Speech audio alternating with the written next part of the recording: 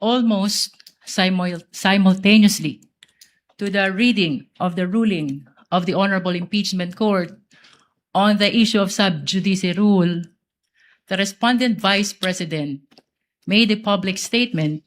I know where you're leading at, Counsel. Naunahan mo lang ako.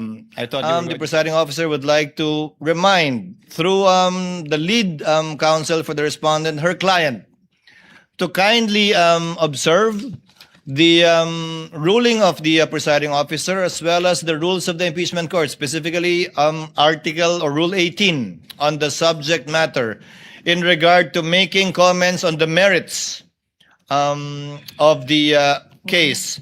Because henceforth, again, given the prospectivity of the ruling, the necessary actions will be taken against her not only by the court, but also, given that she's a lawyer, via what the presiding officer earlier mentioned in relation to CIPRA and in relation to the Office of the Bar Confident. Kindly inform her, Attorney Sheila. We take note of that reminder, Your Honor. Enzorecto, kalaban ang katiwalian at kasinungalingan, kakampi sa katotohanan at kabutihan. The Honorable Luistro earlier asked about the presence of Colonel Boransing. We furnished parties with a copy of his letter dated August 25, stating that he cannot make it given that he needed to coordinate with his superiors before being able to leave his post as prescribed by the standard operating procedures in the Armed Forces of the Philippines, and requests that he instead be called on September 1. I am constrained to grant that, Honorable Luistro, Attorney Sheila, given the exigencies of his position, that he is the commanding officer of Task Force Zamboanga and cannot leave simply because he received the subpoena and would need certain preparations before he can leave his post. Let the corresponding subpoena, if it has not yet been issued, be issued for Colonel Boransing, the second on September 1. Number 2, insofar as Major General Bajao retired is concerned, the address given was not received by the Armed Forces of the Philippines. He is retired. So may I instruct the prosecution to kindly coordinate with either the Philippine Veterans Affairs Office, PIVAO, or the AFP Pension and Gratuity Management Center to get an address.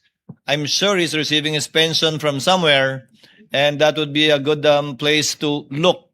The court cannot issue a subpoena properly to Major General Bajao without an address, counsel. Bahaw. In regard to the third, sitting third? Panopio, Your Honor. Yes, in regard to Colonel Panopio, he was subpoenaed to appear on September 1, thinking that Colonel Boransing would be here today. Therefore, there are no other witnesses to be presented by the prosecution today. So, next week, we are expecting Colonel Boransing, Colonel Panopio, and hopefully, we would be able to find Major General Bahaw, if you will still persist in those three witnesses, Honorable Luistro. Your Honor, we respectfully inform the Honorable Impeachment Court that we are now dropping the presentation of Colonel Bahaw. Nevertheless, we maintain Major General. Major Retired. General Bahaw, Your Honor. We maintain the position to present both Colonel Boransing and Colonel Panopio, to whom the subpoenas have been ordered to be issued for September 1, 2026, Your Honor. But in addition to that, Your Honor, and in order to maximize the schedule that is given to us by the I was Honorable about to ask Impeachment that. Court, for September 2, that is next Wednesday, Your Honor, we would like to respectfully move for the issuance of subpoena ad testificandum to Attorney Michael Wesley T. Powa, if the same should be necessary, as well as to Ms. Marisa B. Grande of the Philippine Statistics Authority, Your Honor. If given opportunity next week, this too shall likewise be presented on September 2, Wednesday, Your Honor. Subject to the colatilia that should the other witness not appear, given that Attorney Poa is here and more than willing to testify as intimated earlier, then we jump to Attorney Poa. Should the other earlier two witnesses fail to appear on September 1, without need of issuing a subpoena to Attorney Poa. He is so informed in open court. We submit to that, Your Honor. So ordered. Other matters, yesterday afternoon, the prosecution filed a motion to set a conference for the marking of additional exhibits, particularly documents received from the Philippine Statistics Authority. The prosecution seeks to set the conference at 4 p.m. today. This is quite a simple motion, Attorney Sheila. The motion is granted. The clerk of court is directed to conduct the marking of additional exhibits at 4 o'clock this afternoon at Recto Room, and counsels are directed to send representatives to attend the conference. The presiding officer is also in receipt of a request from the respondent to be furnished with copies of the prosecution's pre-marked exhibits for Article 1, which counsel for respondent is likewise marked with the specifics. These being common exhibits, the request is hereby granted. The clerk of court is directed to furnish counsel for the respondent with copies of the requested pre-marked exhibits, with understanding that the panel of prosecutors will be accorded the same courtesy should a similar request on the respondent's marked documents be made in the future. So ordered. Your Honor, Yes, Attorney Sheila? given that opportunity given to the prosecution to mark additional documents, we would like to avail of the same opportunity. And if the situation calls for it, we will ask for an additional setting for conference to mark additional documents in preparation for our presentation, so that in the interest of time, we can take advantage of these additional settings ordered by the court. Let it so be granted without Thank you, need Your of Honor. an order being issued by the court, subject to the availability of the parties and the clerk of court. Thank you, Your Honor. So ordered. Finally, we are in receipt of a prosecution's request for supplemental subpoena for other banks and financial institutions. I presume, Attorney Sheila, you got a copy of the subpoena? We did, Your Honor. The chair will simply adopt and apply its ruling last July 20, 2026 concerning the subpoena issued to certain banking institutions involving the same subject matter, and the same limitations will apply accordingly. The request for subpoena directed to the concerned banking institutions, I won't specify anymore because both parties have a copy, and financial institutions covering the respondent, her spouse, Attorney Manasseh Carpio, as well as 20 entities allowed by this court in which the spouses hold an interest, is hereby granted. It is clear that the subpoena does not include foreign currency, is limited only to peso-denominated accounts and not to foreign currency deposits, as these are excluded without the written consent of the depositor. The clerk of court is directed to cause the issuance and service of the subpoenas to the entities requested to so submit, who shall produce the required documents before the clerk of court in 7 calendar days from today, or on September 2, Wednesday, next week, 2026. So ordered. Your Honor, Yes, Attorney Sheila.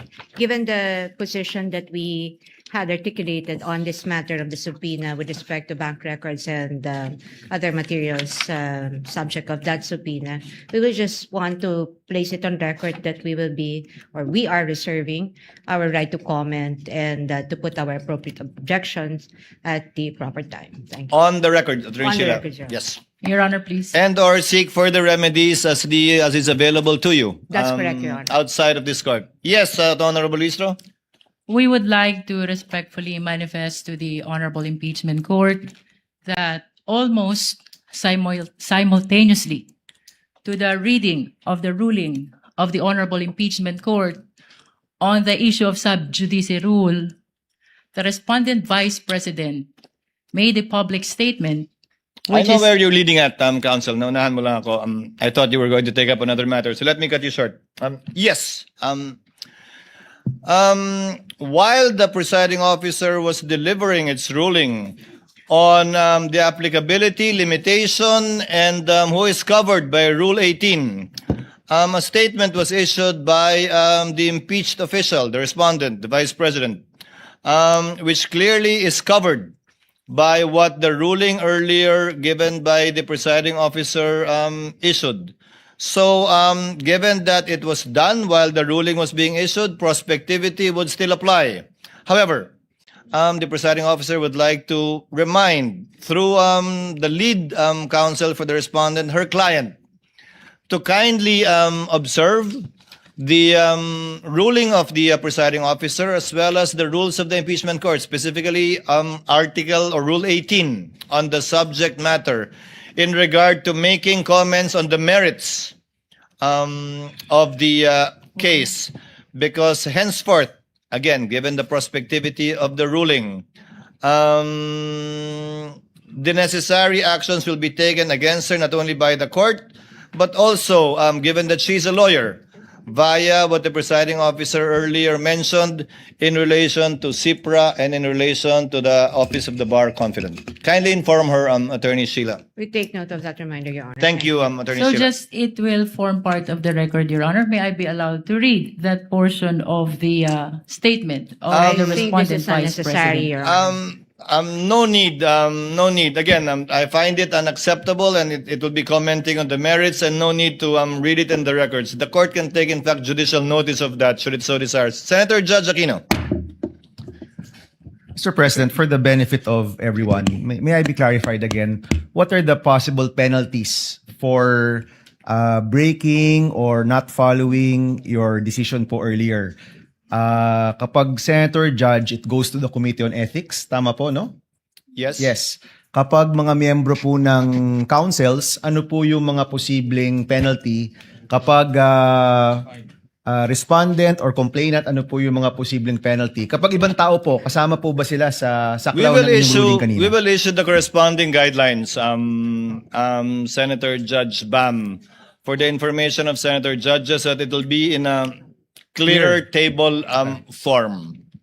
But to answer your question, reprimand and admonition, followed by a fine for the second offense, and fine subsequently thereafter without prejudice to referring the matter should it violate their obligations as a member of, as an officer of the court, without prejudice to referring the matter to the Supreme Court, the IBP, and or the Office of the Bar, confident if any violation may have been committed by them. But we will issue the guidelines in relation to that. Yes, Honorable Luistro, anything else? We have no other manifestation, Your Honor. Attorney Sheila? We're good, Your Honor. We promise to provide what do you call it? A platform, should it be so necessary. Yes, Your May Honor. we request, Your appreciate Honor, that. that the witness, Mr. Ortonio, be excused? Yes, I'm sorry, Mr. Ortonio. I thought the administrative matters would not take this long. Yes, Mr. Ortonio, you are excused. Maraming salamat po sa inyong panahon, sa inyong kooperasyon at sa pagsagot po sa katanungan ng Senator Judges at ng magkabilang partido. Thank you for your time, sir. You are excused, Thank you sir. very much, Your Honor. Thank you. The trial is adjourned until 10 a.m. Still 10 a.m. on Tuesday, given that Monday is a holiday, September 1, 2026. Thank you. Session will be at 3:30 according to the Senate President. Bunyog, bunyog, halikan na kasama ka.